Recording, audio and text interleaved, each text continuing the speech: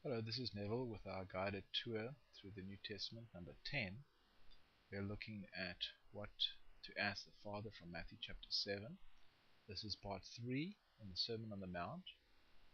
First of all, we have Jesus' exhortation, verses 1 to 12. Our responsibilities to the saved, our responsibilities to ourselves, our responsibilities to the ungodly, and our responsibilities to the Lord. Our responsibilities finally to the world. And Jesus used an illustration. Verses 13 through 27, we have the two roads, the two animals, the two kinds of disciples, two trees, and the two builders, one good and one bad in each case. And then finally, Jesus' demonstration, verses 28 through 29. Jesus teaches us continues to teach us, amazing his listeners with his authority. The text, verse 1. Judge not that you be not judged. For with the judgment you pronounce you will be judged, and with the measure you use it will be measured to you. Why do you see the speck that is in your brother's eye, but do not notice the log that is in your own eye? Or how can you say to your brother, let me take the speck out of your eye, when there is a log in your own eye?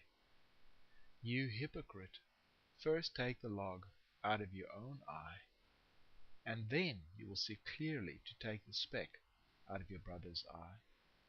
Do not give dogs what is holy, and do not throw your pearls before pigs, lest they trample upon them underfoot and turn to attack you. Verse 7. Ask and it will be given to you. Seek and you will find. Knock and it will be opened to you. For everyone who asks receives, and the one who seeks finds, and to the one who knocks it will be opened. Or which one of you, if his son asks him for bread, will give him a stone? Or if he asks for a fish, will give him a serpent?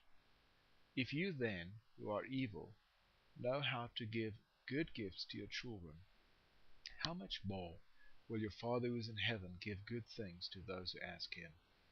Verse 12. So whatever you wish that others would do to you, do also to them, for this is the law and the prophets.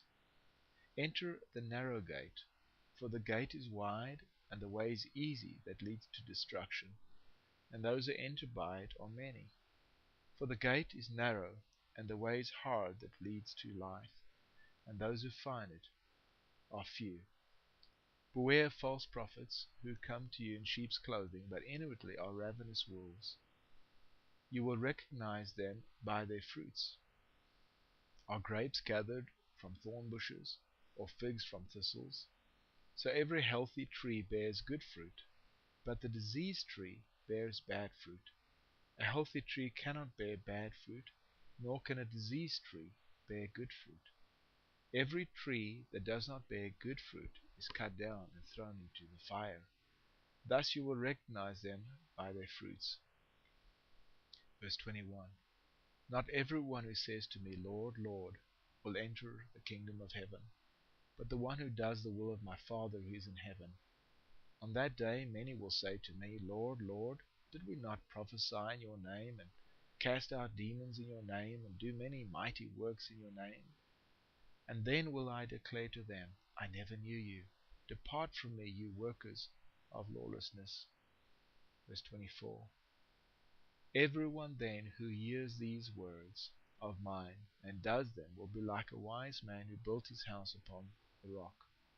And the rain fell, and the floods came, and the winds blew and beat on that house. But it did not fall, because it had been founded on the rock. And everyone who hears these words of mine and does not do them will be like a foolish man who built his house on the sand. And the rain fell,